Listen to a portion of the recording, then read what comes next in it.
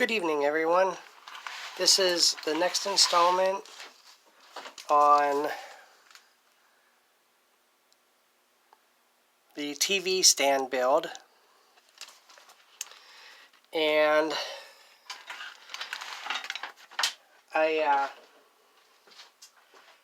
took the clamps off of this one.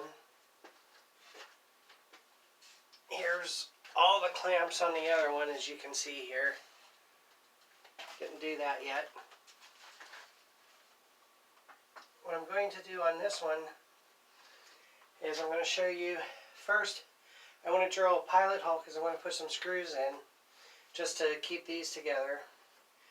The screws just almost go through, so I put the pilot bit for a depth that should be even with the screws.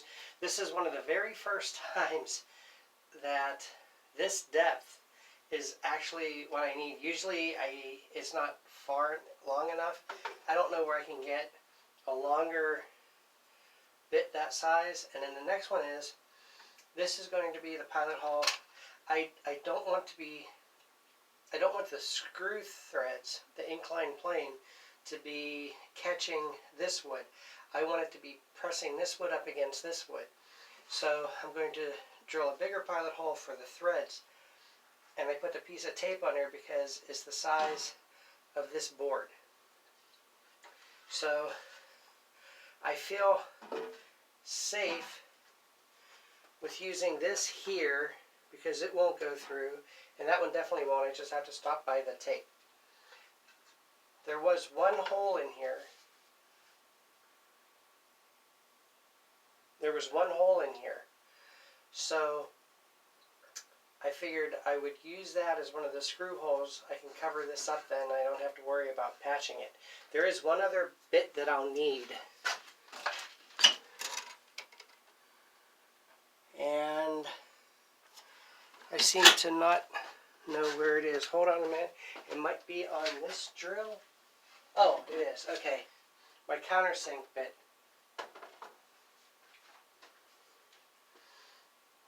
Now, I don't have any pattern really that I want to do in this. I'm going to try to make them the same as on this one and that one. And I'll do a light sanding after that before I paint everything.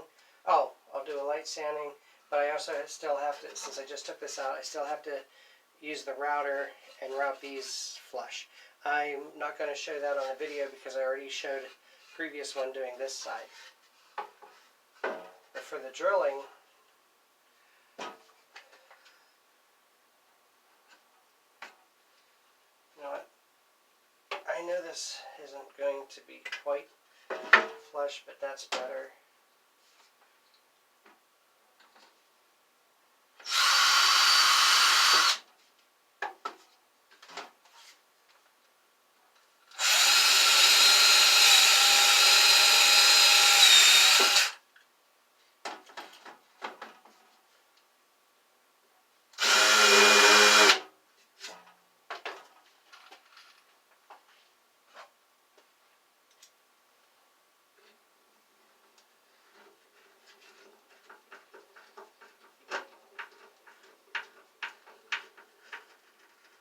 There.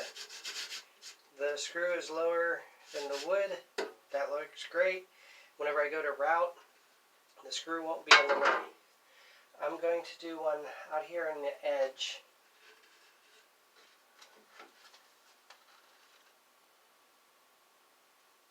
Oops.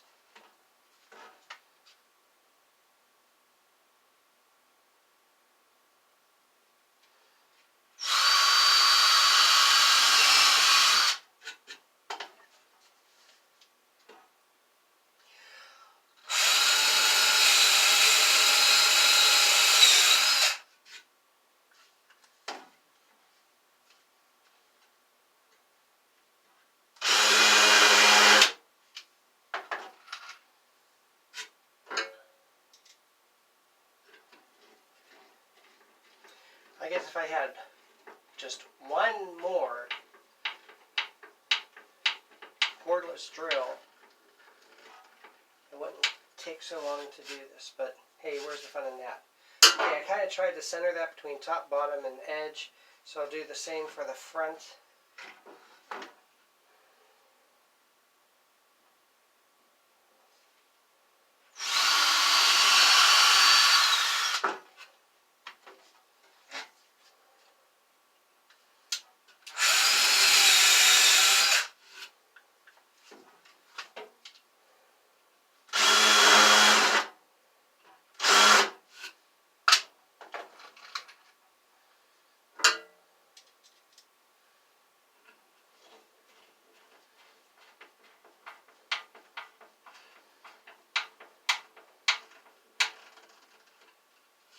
Beautiful. Okay, what I'll do is I'll put another one here and one up here. That'll be for the front. I'll put one more here.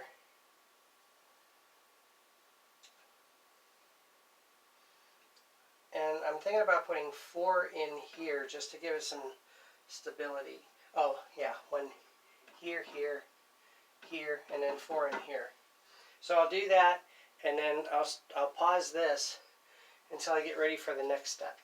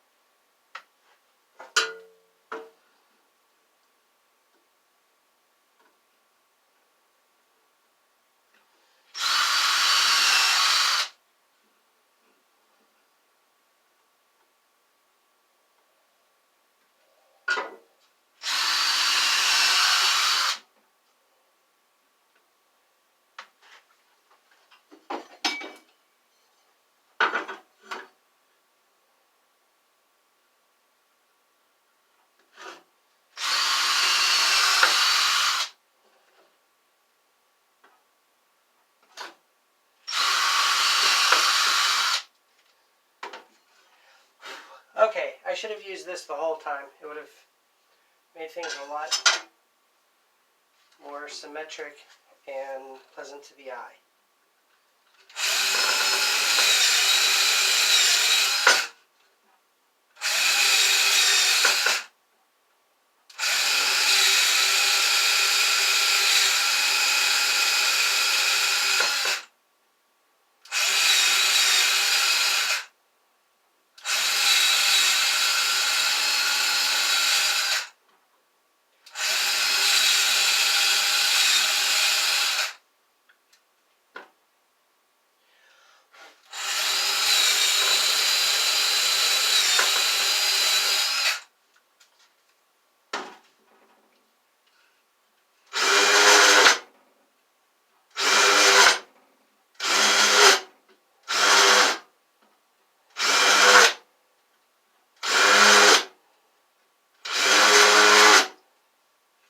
At this point, I do have to make a comment.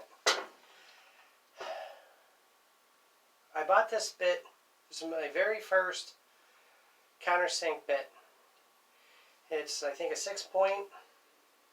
And I thought, oh, this is great because it'll be able to get the wood out of the way with all these extra grooves and everything.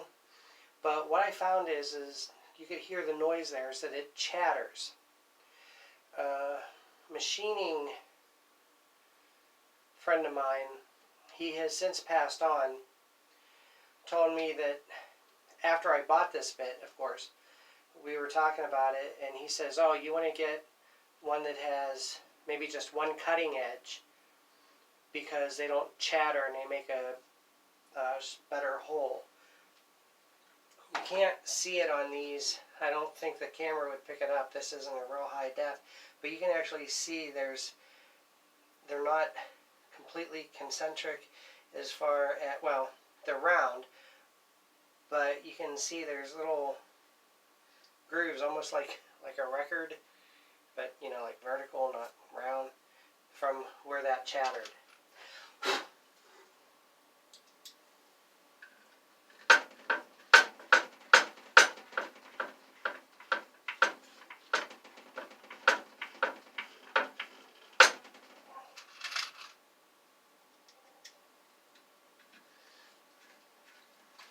These screws are 1 1/4. I had 1 5/8. And the 1 1/4 don't go through the whole way, as you can see here. But the 1 5/8, almost the whole tip, just right up the other side. So unfortunately, I have to use these, but I think it'll give me a good enough grip. Okay, that one I didn't like. Wonder if maybe there was a hole on the inside. Oh, there are holes on the inside. Shoot. Well, that one got one of the holes on the inside. It grasped enough to stay in, but as far as it actually doing anything physically constructive, I don't think it is.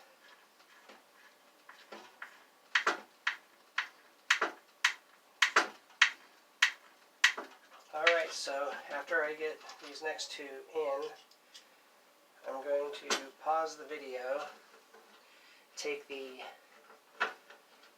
other leg out,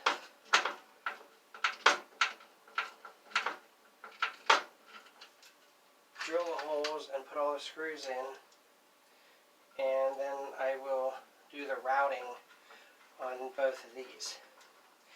After that will be a real fun time, because being one person, though we do have a whole bunch of clamps now, trying to figure out how to join the back plate to this is going to be interesting.